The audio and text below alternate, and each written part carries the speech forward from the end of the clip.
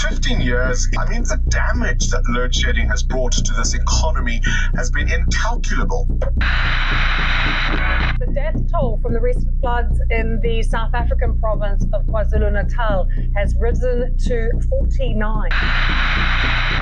After a fairly subdued night, the Knysna fires have begun to grow again. We begin tonight with a nation already on edge in the coronavirus pandemic as protests turn violent. London's burning and no one seems able to bring it under control. You're listening to Off-Grid Survival, South Africa's first prepper podcast. And we are your hosts, Brett and Ben. How's it, Ben? How's it going? I'm good, thanks. Yourself? No, not too shabby. Today I thought we would have a look at safety and security in South Africa. As in, there is none. Well, that's half the problem. But just before we start, disclaimer, neither of us are legal experts by any stretch of the imagination. Or security experts. We have done some research on this, and so if we do mention regulations and stuff, that is what we have managed to find online with regard to those specific regulations. The rest of it is just what's common understanding in South Africa, I guess. Yeah. Yeah, just living here. Yeah, living in South Africa. So a lot of the stuff is anecdotal. And very much so, We'll try and reference as many sources as we can, but yeah, a lot of the South African law is open to interpretation. The lawyers will say one thing and the cops will say something else. Yes. So we do plan on having a person from South African Gun Owners Association on at some point, probably in the new year. And that'll be really cool. We've now got the equipment that we can do telephone interviews and that sort of thing, which makes it a lot easier for us. We don't have to have in-studio interviews.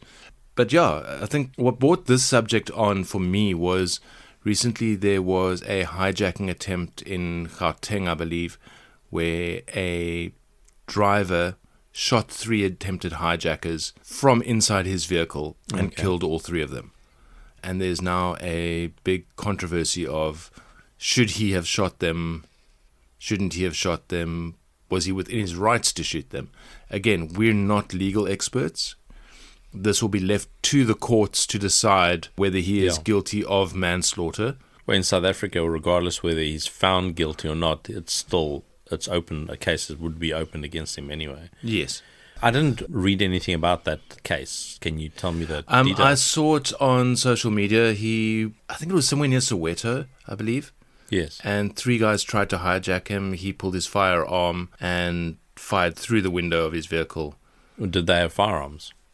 I'm not 100% sure. And I think that's where some of the controversy is coming in. Yeah. I haven't been able to find more information about it right now, but yeah.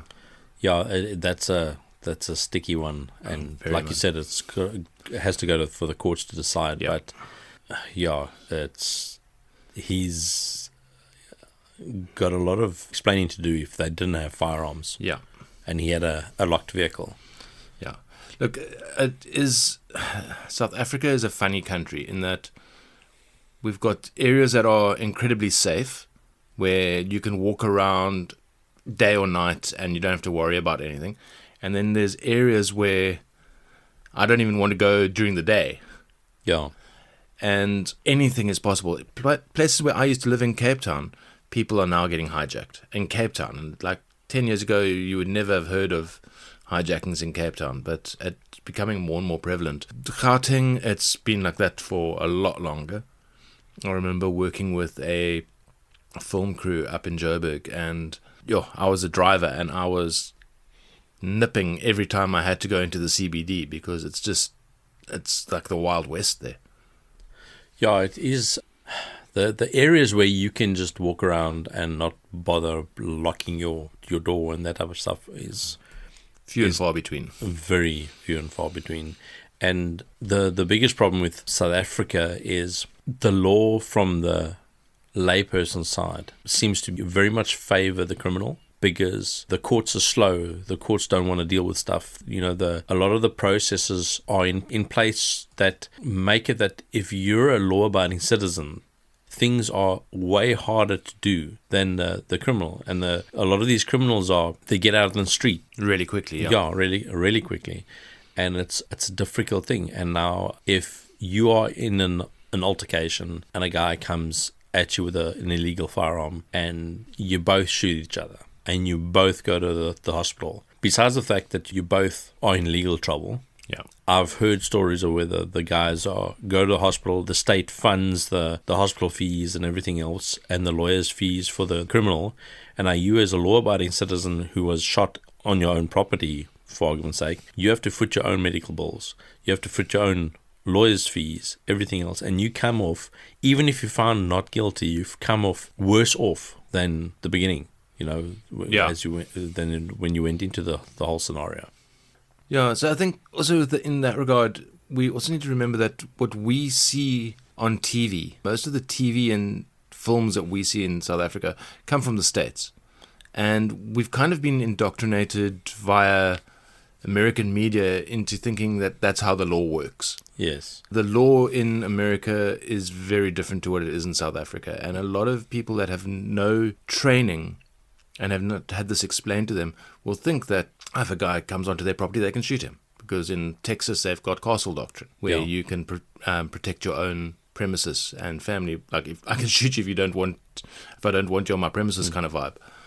Well, American Constitution very much says that this is the Constitution. These are inalienable rights, as in rights that God has given you that the government has to protect, but the government hasn't extended those rights to you. You were born with those rights. Yeah. South Africa is very much the government allows you to have these rights, allows you to do these. It's a privilege to be able to carry a firearm and protect yourself. It's a privilege to have property. It's a privilege to have any of these things. There is no right. Yeah. The rights in South Africa at the moment, you have a right to life. Yeah. Your right to property does not override the criminal's right to life. Yeah. So it becomes really sticky when a person breaks into your house, grabs your TV while you're watching TV and walks out your house. What do you do? Because if you attack him to try and get your TV back, it starts becoming the twisting of the law and you more than likely will lose, especially if you are impacting that guy's right to life. So that comes down to what they call the 3 principles of self-defense. And basically those are immediacy of threat, and then what you were talking about now, proportionality of response. And then you've got something also called duty of retreat. So immediacy of threat. So the threat to the individual must be immediate, unlawful, and pose a real danger. The person defending themselves should genuinely believe that they are at risk of harm. So if a person is attacking you with a knopkiri, you can't shoot them. That's where your disparity of force comes in. Yeah, so that's that comes under proportionality of response. Immediacy of threat is, do you really believe that person is going to attack you, or are they just threatening you? Well, the one thing, doing the firearms, which I recommend everybody do, but basic handgun and law, you don't have to own a firearm, just go do the course. So you understand the law, yeah? Yes. The example was, you and a wife are walking down the street. Somebody walks past, puts a knife into your wife's chest, leaves the knife, carries on walking down the street. Okay? The imminent threat has ended. It's passed. The person's walking away from you. What can you do? You can't do, according to South African law, you can't do anything. Yeah. You can't shoot the oak in the back. You can't tackle him and beat him up or anything like that, because you're now the aggressor. Yes. Now, again, there are finer points of the law that the lawyers can argue both ways, but that shows how ridiculous the immediacy of threat thing is. Yeah. Now, I agree that we need to have principles in place, but criminals get so good at playing these finer points that we don't spend any time studying, and they get away with stuff. It's because quite often the criminals know the law better than the layperson does. Much better. Yeah. They know what they can do to get out of trouble. Yeah, and a lot of them go to prison their first time, and they learn a lot inside. Yeah. So yeah, immediacy of threat, like Ben said. Now, if the situation is over, then you cannot then go after a person with excessive force. Proportionality of response comes in when what you're being attacked with, you cannot use a higher level weapon, if I can put it that way. It all depends on the situation and who's being attacked. For instance, if it is a 7-foot muscular man attacking somebody with a rock, and it's a 5-foot lady that he's attacking, if she pulls out a firearm, I think it would be within her right to defend herself like that. But again, it comes to the lawyers. Yeah. I'm no expert. Well, that's the thing. Even if the guy doesn't have a rock, that disparity of force thing comes. It's about balancing the difference between the people. And a big, muscular 7-foot guy has a lot more power than me, who is not quite 50 yet, and definitely overweight, and not fit, and not strong, Yeah.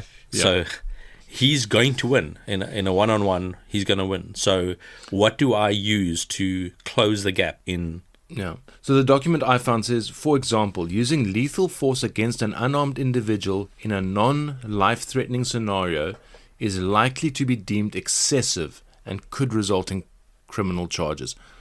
So I think that's specifically saying an unarmed individual. To me, what is a weapon? Yeah. If you've got sufficient training, your hands are weapons. You are the weapon. Yeah. What was that movie? Well, who acted in it? Con Air. In the opening of Con Air, where I think he's ex-special forces or something like that. Okay. And he beats these guys up that are attacking some lady, and he actually kills the one guy, and he ends up going to jail for murder. Again, American situation, but, we use what we've got. Yes. Then the third thing is called duty of retreat.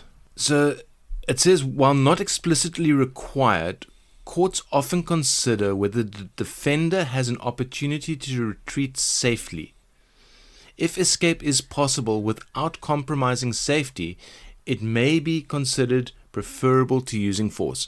So back in episode 1, when we spoke to Gavin, he used the example of if you are at your security gate of your house and there's a guy on the other side with a knife, your security gate is locked, you pull out a gun and shoot him, that's not allowed.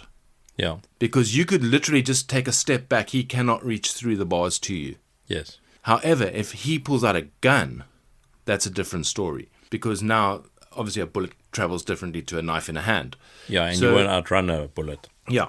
So your duty of retreat is if you can step back, if you can get out of the situation, it is always best to get out of the situation without escalation. But I've also heard guys that the things are taken to a ridiculous thing, where somebody's breaking into your house, trying to break down your door to get to you. They're telling you they're coming for you, and the courts ask, why didn't you jump out the window? Why didn't you run away? Why did you shoot the person when they came through the door? And I understand. We all want to de-escalate a situation, but there must come a point where, and this is where I particularly like the castle doctrine. Castle doctrine, because it basically says this is your property, this is your castle. Somebody coming into it without permission, without a permission. But in South Africa, that doesn't apply. It's in the state's view, all of South Africa is the state's stuff, and you just basically given the privilege of being here. Yeah. And it gets frustrating in South Africa when we perceive the law to be not on our side. We're a law-abiding citizen. We pay tax. We do everything right, and when it comes down to it, it feels like the law stands against us. Mm. So years ago when I was doing Krav Maga, they obviously teach you how to defend yourself. Yeah. It's more of a defensive art than an attacking art. But when you get to the attacking side, you go full bore. Yes. But the one thing that was said to us, if a guy comes at you with a knife and demands your wallet, you don't go in and attack him. Give him your wallet. You can always get a new ID card. You can always get a new bank card. Yes, it's a pain, but it's better than getting into a situation where you might come to harm. So if you now give the guy your wallet and he now goes, okay, now give me your cell phone, and he's advancing on you, now the situation has changed because he is now showing intent. Most petty criminals want to just get the thing and go. Where the guy now hangs around, there's a different intent there. Yeah. But this is also where we've allowed, as citizens of South Africa, we've allowed criminals to have I wouldn't want to say a say, but yes, a say in our lives. It's like, why is and this is my personal view, is like, why is my right to my property that I've worked for and I've earned and everything else, why do they have more of a right to my property and the law doesn't stand on my side? Yeah. Okay. So why can I not protect my property? Why does the person, in my view, and this is not the way the law views it, we're in your house now. Yes. But say I wasn't invited. The moment I step onto your property, I leave my rights there on the pavement. At any stage when I go back, I can pick up my rights. But I've now illegally entered your property, okay, to do harm, to do whatever, to steal your stuff. My right to everything, proper citizenship, stays there. Yeah. Now, what do you do to me here? I'm not protected anymore because I've left that protection on. So while I'm a legal citizen, I should have all the protection of this government, okay? But when I break the law, I should not have the protection. The legal citizens should have the protection, but that is not the way it is viewed. That's where, again, we're not lawyers. Yeah. But that is where there's so much grey area, and you need a good attorney if something like this does ever happen to you. Well, one of the guys I know, I used to work with, he spent time in jail, and basically what happens, he got home and guys had broken into his house. So he got into a tussle with them. There were 3 guys, and him and one of the guys were fighting, and he had the guy around the neck. The other 2 guys left with stuff and then saw the other guy wasn't following, so came back, stabbed him, okay, and then they all got away. He went to ICU because he was stabbed badly, and then he was transferred to prison in ICU. Yeah. Okay, because basically the one guy had a bit of brain damage, the guy he was fighting with, but he was stabbed multiple times in his own house for guys that illegally broke into his house, and he went and did time. Yeah. Because basically there were 3 crooks and they said no, he was and that they turned the story such, because now there's 3 eyewitnesses to his one version. And it's wrong. Now, I mean, I understand the problem he went through, and it affected his life negatively, but yeah, that's what happened to him. Yeah, I've heard similar stories to that. It's it can get very crazy. Yeah. So I think from a preparedness point of view, knowing a good lawyer is part of preparedness. Yeah. Because especially if you're a firearms owner, being a member of South African Gun Owners Association and all these other legal entities that can help you in a situation, I think is definitely a good option. Yeah. Don't just go out there, do your competency, get your license, and then leave it at that. Know what your rights are, who to contact if something does happen. I think that is as important a preparedness step as owning a firearm and knowing how to clean it. Yeah. And my view is everyone should know how to defend themselves with a firearm. Even if you don't own one, if you don't trust yourself to own one or think it's too much of a mission. I've got rid of most of my firearms because I'm tired of fighting with cops and relicensing and stuff. I've been doing this for a long time and I'm tired. I mean, I would still love to own firearms for hunting and all that, but yes. Again, I've got to a point where I don't want the mission anymore. And one day when I do feel like the mission, I'll go through the process again. But it is important in South Africa because we are considered one of the countries with the most violence, and it doesn't matter, when it comes to politics and everything else, they will push the black, white, colored thing and make us all hate each other or try and make us hate each other. And this is not about that. Yeah. This is about the culture of being a legal, law-abiding South African citizen versus a criminal. Yeah. And criminals come in all colors.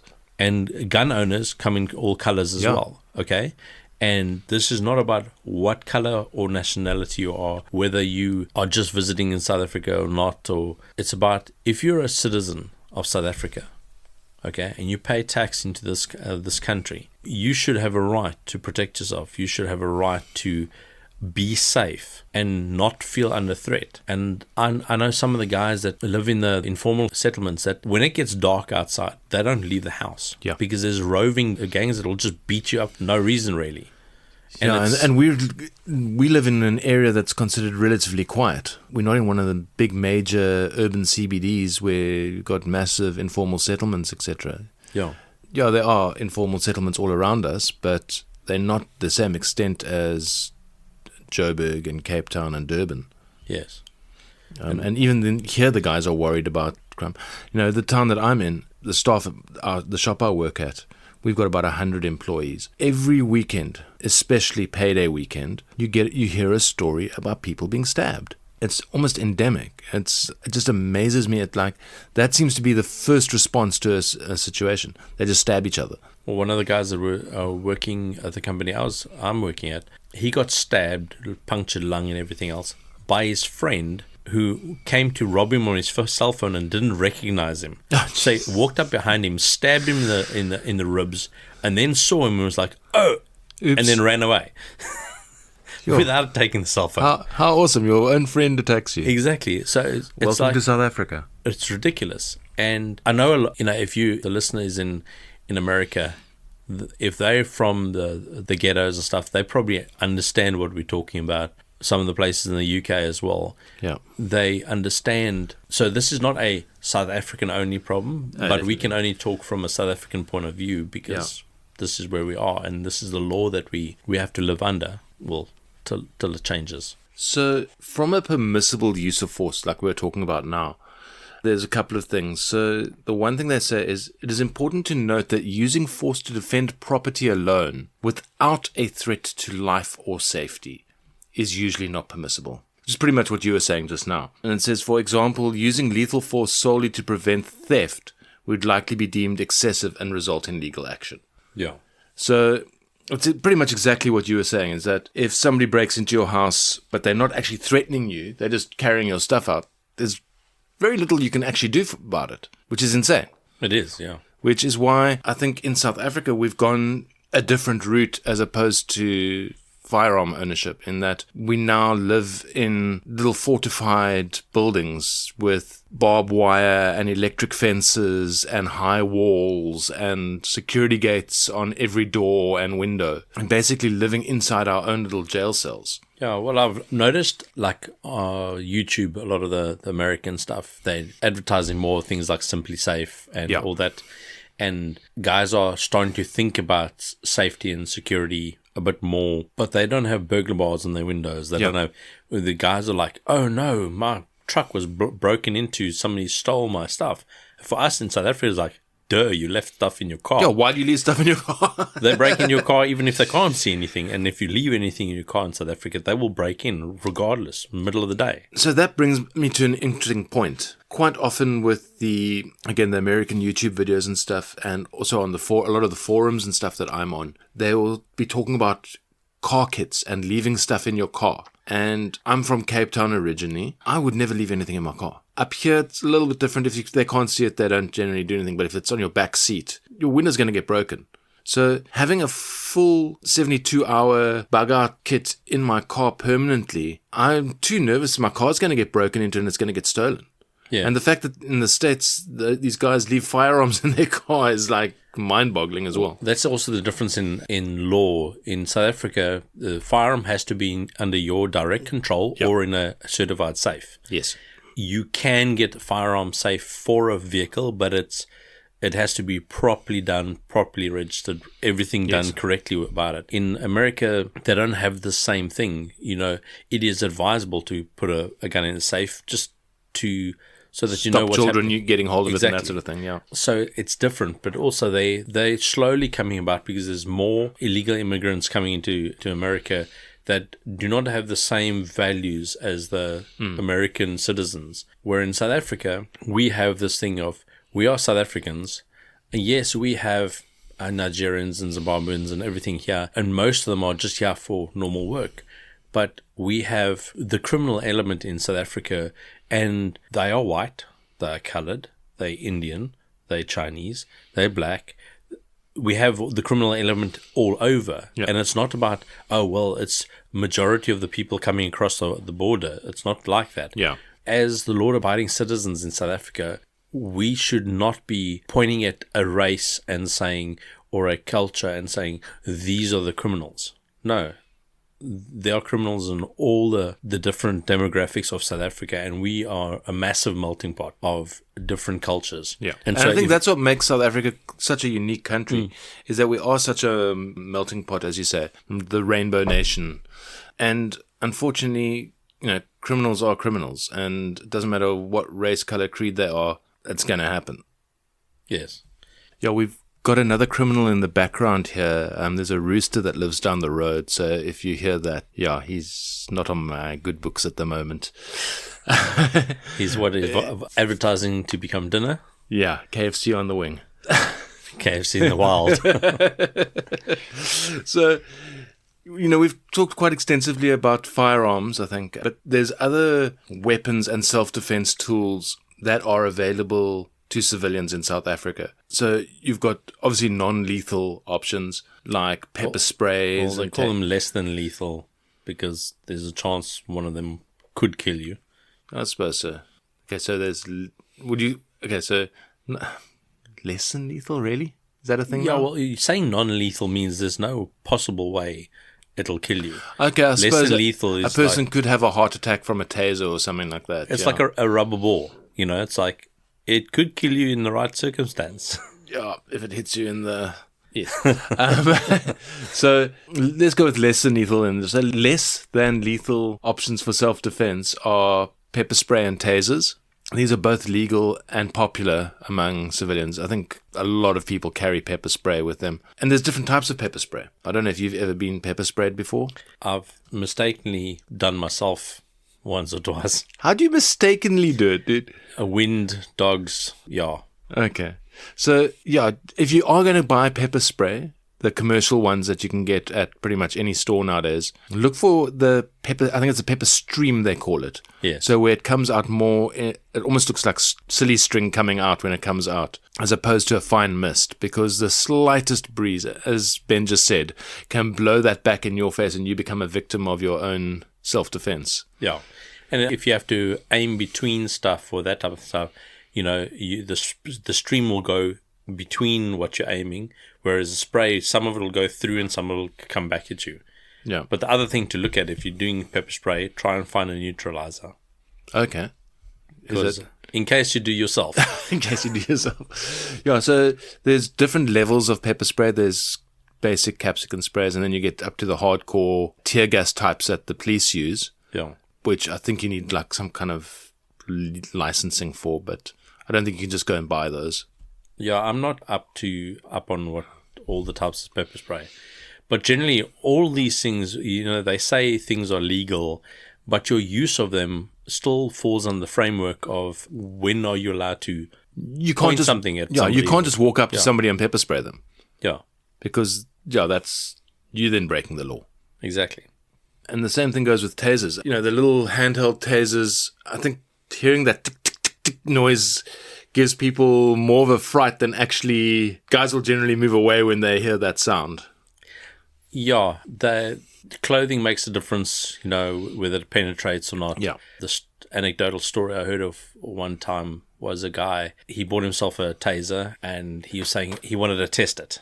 So he looked at the cat and he thought, nah, he can't be mean to the cat. So he put it against his leg and pulled the trigger. And he said he woke up way later, but he had basically all his muscles spasmed and he kept on pulling the trigger against his leg. So it really affected him. He said after that, the next time he wants to test it, it's going to be the cat because he learned his lesson. So I've seen quite a few, you can go online and you can see guys, especially law enforcement and that sort of thing, training with stun guns and tasers and pepper spray. And most of them will say afterwards that they will take the taser any day over the pepper spray. The taser puts you down for 30 seconds and you can shake it off.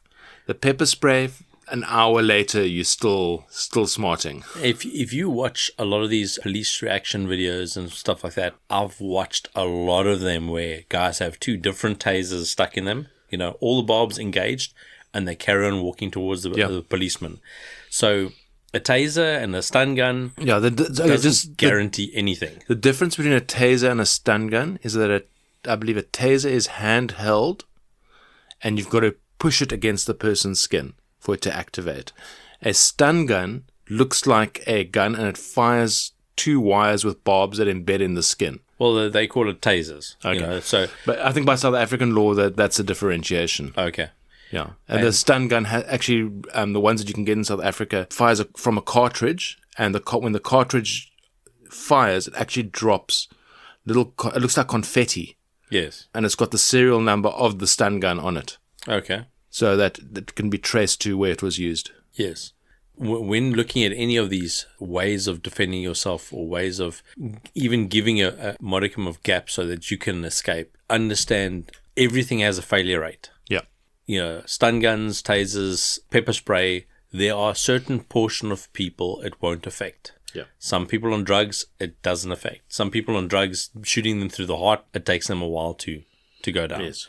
So a lot of people think these things are this miracle way of dealing with a problem, and you wave it and the problem goes away, and not always. And oftentimes it creates problems. So Yes, yeah. So we've then got knives and other bladed weapons. So in South Africa, we've got that thing where, what is it? It's a cultural weapon, where a machete or a assegai is considered a cultural weapon, and you're allowed to use it in demonstrations and that sort of thing. But you're not allowed to actually attack anybody with them. But these guys run around with knopkiris and machetes and that sort of stuff. yes, So using something like that into self-defense is another story entirely. You've got to be able to prove that you had no choice but to use a knife on someone. And using a knife for self-defense is not as easy as people think.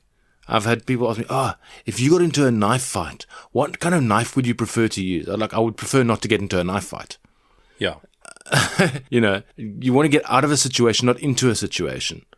And I think that goes for all types of self-defense. If you can get out of a situation, disengage as quickly as possible.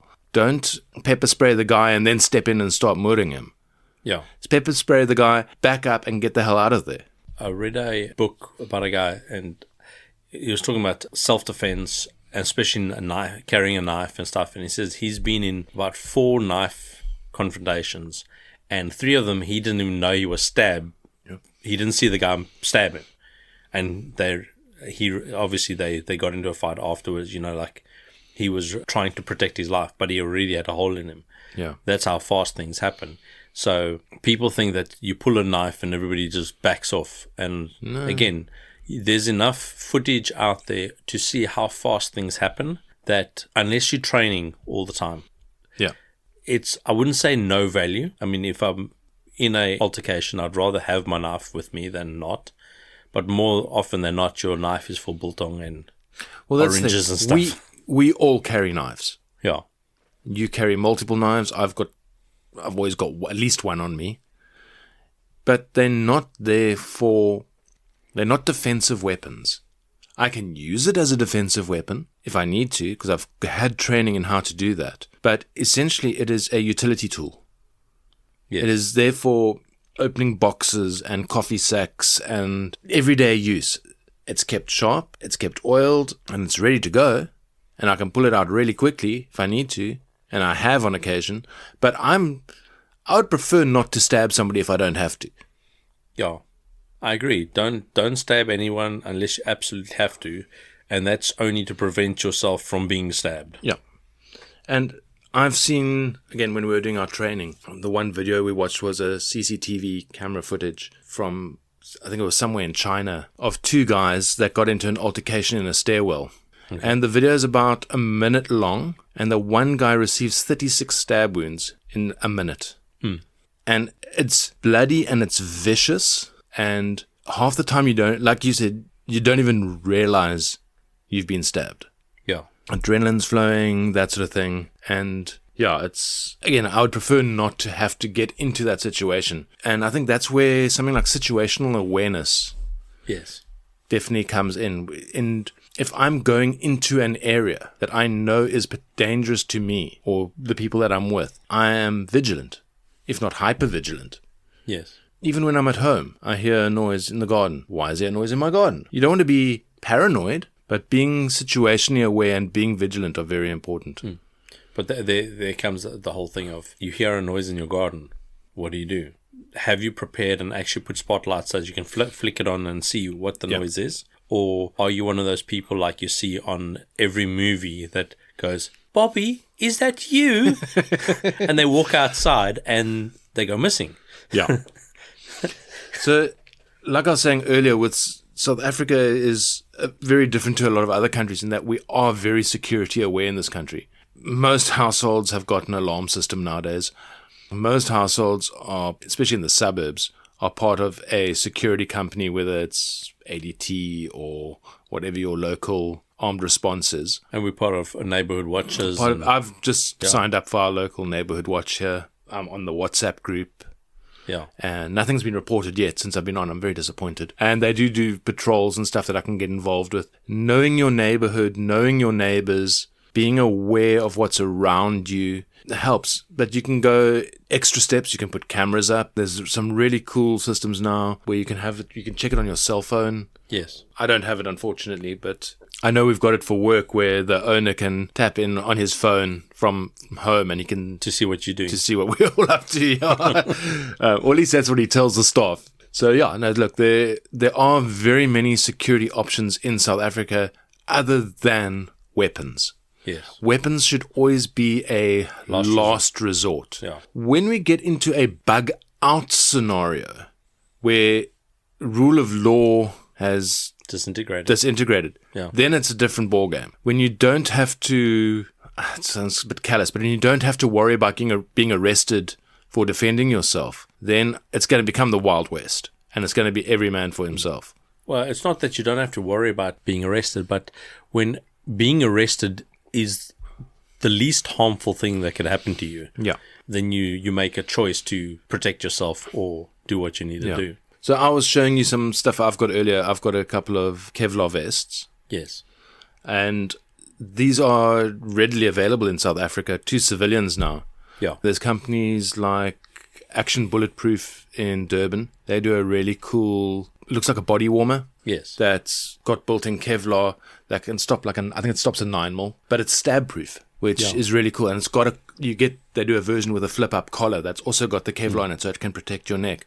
So a lot of those things are worn under a shirt so that you look like, you're going to the office. Yeah. So you dress like normal and it's very thin. The nice thing with these ones is that it looks like a normal K-way down jacket type body warmer. Yeah. So it looks civilian. It doesn't have a military look to it.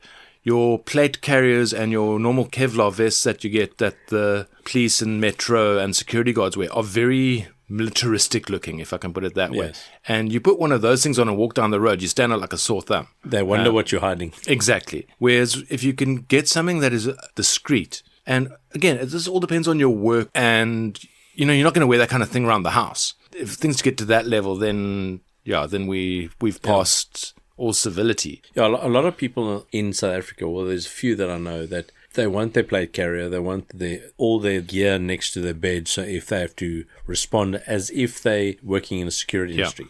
Now, if you're working in the security industry, that's fine. But when you're a civilian, you're not supposed to be putting yourself into that situation. When you bug out, or in the worst case scenario, if you're bugging in and rule of law is broken down, then that's a different scenario. But in normal, run-of-the-mill, day-to-day, in a functioning society, we can't respond how we would in scenarios like that. A lot of people want to have a M4 carbine with a scope on for self-defense, and if you're using that for self-defense, it's not self-defense anymore. No, because it reaches out too far. Yeah.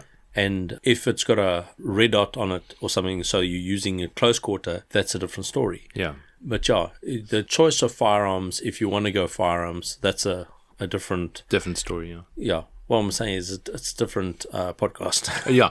We will get there. There's a couple of people that we've got lined up for the new year. Yeah. And that I'm hoping are going to be joining us for interviews to discuss specifically firearms and legalities around owning firearms and that sort of thing. Yeah.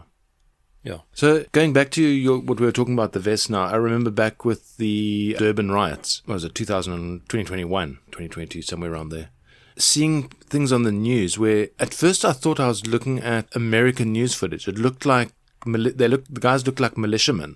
Yeah. They were defending their neighborhood. They had barricaded streets off. The guys had full loadout. They had their tactical vests on, bulletproofs, what looked like ARs. And then I realized that these are normal South Africans that have come out from their homes to defend their neighborhood. And as far as I know, they didn't have to fire any shots. It was more they scared people away. But I don't think anybody got shot in that specific situation. Yeah, I saw some videos of the civilians firing Okay, but at a whole bunch. okay, but now this is what I would love to ask an actual legal expert in that situation where rule of law is breaking down. And you shot somebody with a semi-automatic weapon in South Africa. Again, this is not America. Yeah, but with a semi-auto, single shot, Yeah, you still used a voortleier, Yeah. it's a firearm. You know, were you licensed to carry it? Were you legally allowed to have it? Did you have your proper competencies? All that stuff comes into play. Yeah, it becomes a way the lawyers can make money.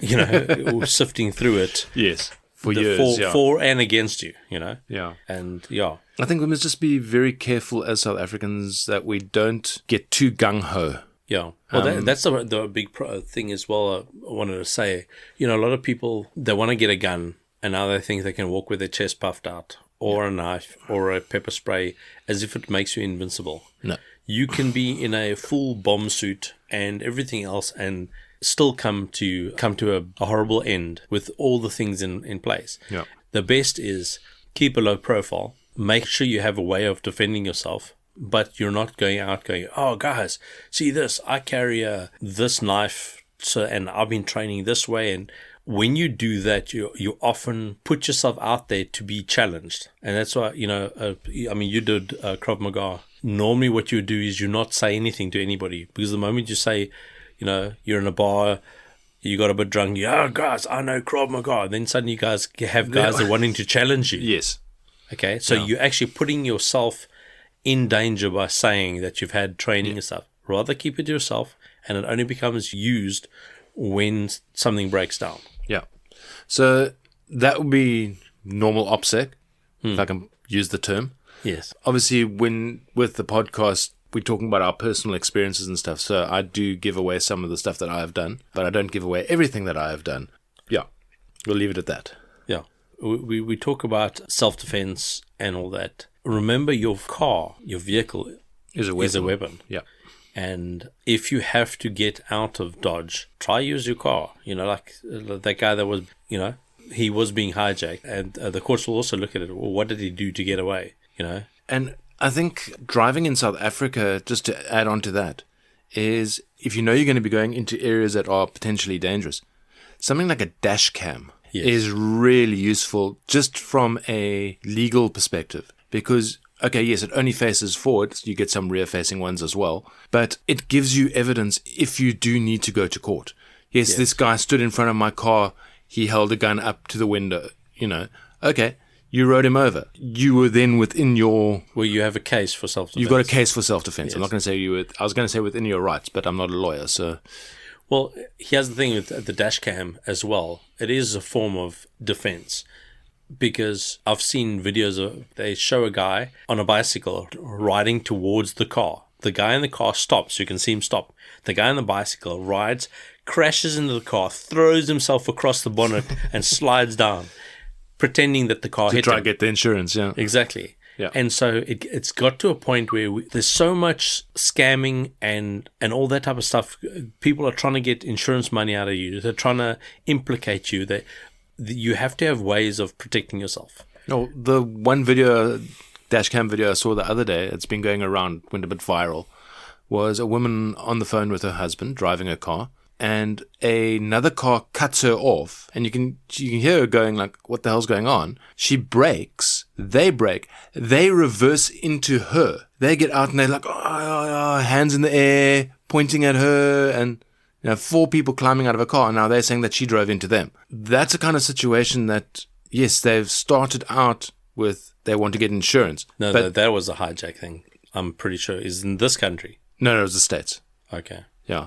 And as soon as they saw the dash cam, then they all got back into the car and drove off. Yeah. But in this country, that could escalate, like you were saying, quite quickly into a hijacking. Yeah, they'll do that for a hijacking. I've seen so many things where the guys get followed home, or you see a person next to the road with their bonnet up. Yeah. It's a woman. It's a pretty woman. You stop there, and then the guys just pile out of the bush and rob you. And if you're lucky, they leave you alive. If you're lucky, yeah. So the thing is, you can't trust what you see. You got to be aware. If you see somebody like that next to the road, phone the local cop shop and say, there's a person stuck next to the road. It's a dangerous area. Can they go? Yeah. Can they go past? And take a look. But what's nice about the dash cam is in South Africa, there's not to paint every law enforcement officer with the same brush, but there's a lot of corruption out there. And I know a lot of people that have been pushed for bribe. Yeah. And the one guy just went to so far as to say, give me a fine. I'm not paying you with a bribe. Well, that happened about, when was it, 2010. I flew up to Joburg to go do a job with someone. And the owner of the company picked me up at OR Tambo. Yes. And we're driving back to Germiston. And there was a camera speed trap. And the guy stepped into the road, put his hand up, and my boss pulled over. And the guy went, okay, your license. Gives him the license. Oh, what do you do? This is a very nice car. So I told him he was the owner of a company. Oh, you're the owner of a company. So you've got money. Blatantly. Yeah. And my boss is like, yeah, what's the problem? I was doing the speed limit. No, you're over the speed limit. Like, no, I wasn't. Here's I've got, my car records it or whatever it was. But he basically said to the guy, stop talking bull. And the guy's like, no, but you need to pay me. And I was sitting there, I'm from Cape Town. I'd never seen anything like that back then. And I was absolutely flabbergasted. The metro cop was just so blatantly just asking, like, give me money and you can go on your way. Yes. So it does happen. I know people that have been disappeared. A friend of ours, her boyfriend was up in Joburg, saw some cops busy harassing another motorist, went over to go help this person, which you shouldn't do. I wouldn't have got into that situation. And they didn't hear from him for 4 days. He was in jail. But they did find him, though? Eventually, yeah. Okay. But he had been pretty seriously roughed up. Yeah. Because he had dared to stop a bribe in action sort of thing. Well, that's again the advantage of dash cams, especially when you have the audio, that it records audio as well, is that when you have people threatening you, whether it's another motorist or a cop or whatever else, there's a record of this. Yeah. And a lot of the dash cams as well, if it detects an impact, it'll permanently record that part or whatever. Yeah. And then some of them go so far as they got their own GSM connection. Where it'll upload it to the cloud, yeah. Yeah. So there are advantages to these type of things. I think, was it South Africa that they were wanting to actually, there was some thing that they were pushing to try and, I think, ban dash cams. Oh, really? But well, don't quote me on that. It was just something I read. It's probably got something to do with the Poppy Act or something.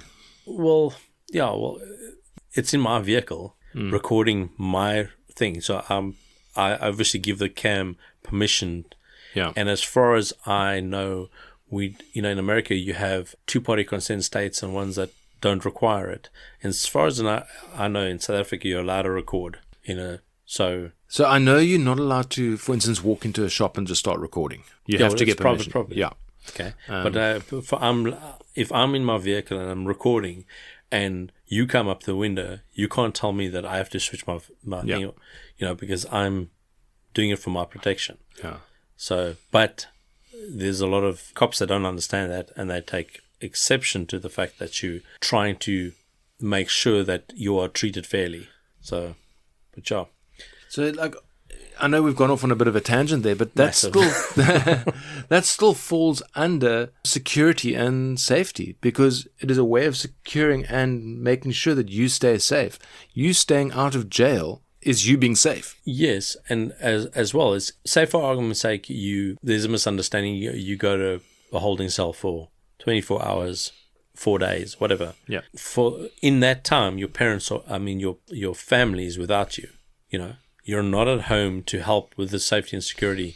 So all the time that you're being detained, so it's better for you to make sure that, again, like you were saying, have a lawyer, know somebody that you can phone. If something happens, you pick up the phone and you phone that person, and that person will let everybody else that needs to know. So that's where, again, from the preparedness side, having something like a mag could help you, because now you've got a group of, as we say, like-minded individuals, and different people have different knowledge. So I might not know a lawyer myself, but but one of the people in my group might Be a lawyer. well, they don't know the person. They might know a really good lawyer or something, and they can help get in touch and that sort of thing. Contacts are very important. One of the things, you're talking about somebody breaking into your house, or you have an altercation, or you're in an accident, or that type of thing. We often get so flustered that we don't think things through. Now, if Brett and I are in the same mag or the same circle, we're not even in the same town, so it doesn't help that much, but we can. But I can have Brett on speed dial. So if I get into an accident or something else, I dial and say, Brett, I've been in an accident, just monitor. And all he does is he listens to what's happening. Yeah. So you put the phone down, say for example, say cops come there or whatever else, he's listening to the whole interaction, so he can hear everything that's happening. So I can't just go missing, because I can then talk out loud and he's listening to everything that's happening. And don't put him on speakerphone so that nobody else can hear it. But with modern cell phone technology, you can record a call while listening to it. Yes. So have those apps available on your phone. Except Google has done away with allowing you to record. You can record your side of the conversation on a call, but not the other side. But it's easy enough. If I phoned you and you monitoring, okay, you can hear everything that's happening. Yes. And as long as I'm doing the whole taken thing, giving descriptions, finding out names, that type of thing, asking the cop for their name, whatever else, or just, hi, Lieutenant so-and-so, and you say it out loud. Yeah.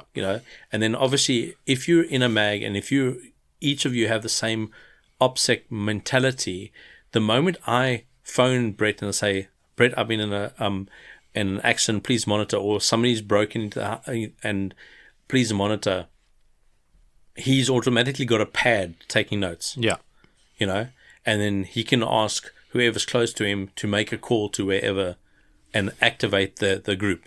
Yeah, and that comes into the whole situational awareness thing as well, is that knowing what's going on around you and being aware and being able to react is important. But yeah, I think, so we've talked about like some home security measures, we've talked about firearm safety and that sort of thing. But then there's also self-defense training. Like I remember as a kid, every kid did either judo or karate. Yes. Don't ask me to do any of those karate moves now. I've forgotten them. But wax on, that's what I know. Catching flies with chopsticks, yeah.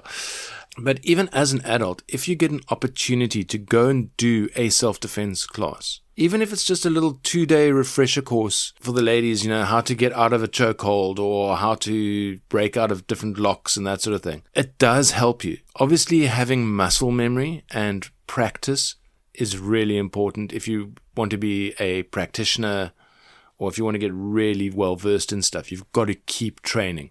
And that goes for anything, whether it's Krav Maga, judo, kickboxing, even firing a gun. Muscle memory and practice are really important. It gets speed, it gets all sorts of things sorted out. Yeah. And the more practice you have, the more of the muscle memory you have, the more confidence you have. Yeah. The less your brain will clutch when, like when things go wrong, and there's nothing in the brain to retrieve, it doesn't know what to do. Yeah. And that's where repetition comes in. So you can go automatic. through a motion. Well, it's not so much automatically, but you subconsciously think about it, and it happens. But it's because you've trained it to happen. And if you do not have any of that training, your brain will be like a record at the end of its play cycle, go it doesn't know what to do. Yeah, so I think if you can do a self-defense course, if the opportunity does present itself, go and do a course. If you've got time to go and study a martial art twice a week, once a week, whatever you do it. I'm the last person to talk here because I'm very unfit at the moment. Part of being prepared is also physical and mental. And being in good physical shape will help you in a situation when things go bad. A round is a shape, eh? Yeah, but it's not a good shape. So, I'm nearly 50 now. But as soon as I'm healed up, I want to start actually doing some exercises again, get myself into some kind of form. Yes. In the olden days, I used to be running up and down mountains. Now I look at stairs and I'm like, oh, do I have to? So you're coming hiking with us next year? I'm not doing the 7-day, dude. Come on. I'm not going to be able to get leave. Anyway, I wish I could, but yeah. So I think, in conclusion, self-defense, personal defense, safety, especially in South Africa, really important. Yes. From a preparedness point of view, it's OPSEC, it's situational awareness, training. It's stuff that we should be doing. Yes. Well, as South Africans, we're pretty much born into it. And as long as we're not trying to live as if we're from a first world country, some nice place in America, we live like we're living in South Africa. You understand security way more than any of the first world countries. Yeah. It's part of our culture in South Africa. Doesn't matter what part of the demographic you are, it's still part of our culture as South Africans. Yeah. We've survived against the English coming into the steal our gold. And yeah, we've survived so much in South Africa, civil war and everything else, and we're a new South Africa. But that doesn't mean we're perfect or even far close from to it. Yeah. But if us as South Africans pull together and support each other, doesn't matter what race, religion, any of the other demographics you are, we as legal, law-abiding South Africans pull together, we can make a huge difference in South Africa. Yeah. And if we apply the preparedness mindset to our safety, it goes a long way to making sure our communities are protected and safe. Definitely.